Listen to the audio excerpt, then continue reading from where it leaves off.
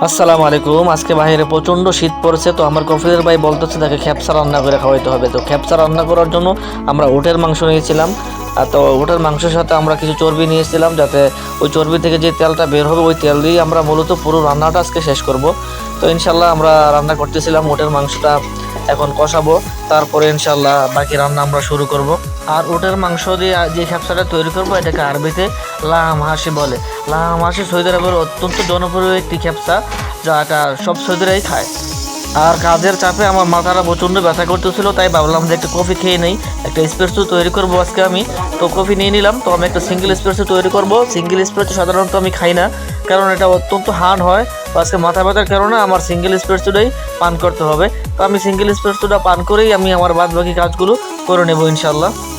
Espresso খেতে খেতে আমার রান্না প্রায় হয়ে গেছে। তো এখন আমি চুলাটা বন্ধ করে দেবো আর কুকারের গ্যাসটা ছেড়ে দেবো। আর গ্যাসের উপরে আমি একটা ছোটো শুকনো লেবু দিয়ে দিলাম। আমি মজা করতেছিলাম, লেবুটা নিয়ে খুব সুন্দরভাবে উঠতেছিল এবং ঘুরতেছিল, একটু খেলা করে নিলাম রান্নার পাশাপাশি। তো এখন আমি ঢাকনাটা খুলে দেখবো যে আমার রান্না হয়েছে কিনা। মাংসটা খুব সুন্দরভাবে সিদ্ধ হয়েছে। এখন আমি চাউল দিয়ে দেবো। এখানে আমি 3 কেজির মতো বাসমতি চাউল নিয়ে নিয়েছিলাম। তো আমি এখন চাউলটা দিয়ে দিলাম। চাল দেওয়ার পরে আমি বুঝতে পারলাম যে এই হাঁড়িতে পুরো চাউলগুলো জায়গা নেবে না, তাই আমি আরেকটা হাঁড়ি নিয়ে নিলাম।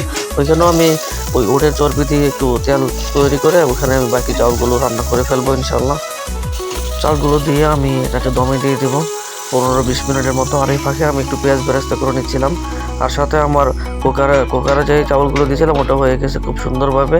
উপরে আমি লেবু আর শুকনো লেবু দিয়ে দিয়েছিলাম, আর সাথে কিছু মরিচ দিয়ে দিয়েছিলাম, যাতে সৈতেরা সিদ্ধ মরিচ আর শুকনো লেবুটা খুব পছন্দ করে। আর এদিকে আমার ওই হাড়ের চাউলগুলো হয়ে গেছে ইনশাল্লাহ। এখন আমি এটা পরিবেশন করব।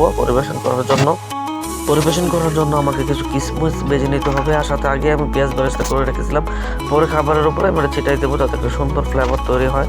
তো আমি এখন বড় একটা সাহান নিয়ে নিলাম, আর এটাকে সাহান বলে। সাহানের উপরে আমি পুরো খেপসাটা ঢেলে দেবো। ঢেলে দিয়ে আমি এটা পুরোটা সুন্দর করে সাজিয়ে গুছিয়ে আমি শহীদদের সামনে এটা পরিবেশন করব।